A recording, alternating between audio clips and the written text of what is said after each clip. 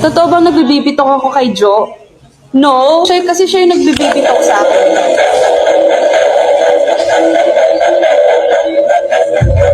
No.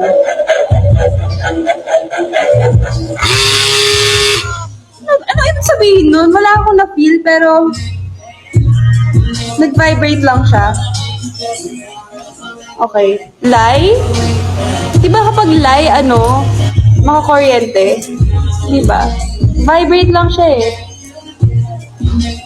I lied. Kasi siya yung nauuna eh. Di nagbabibitok na rin ako. Kawawa naman to batang ko.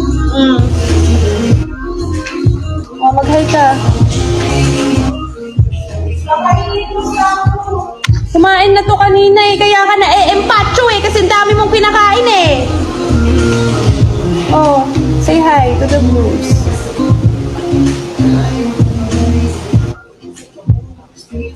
Nagpa-prr siya. Prr.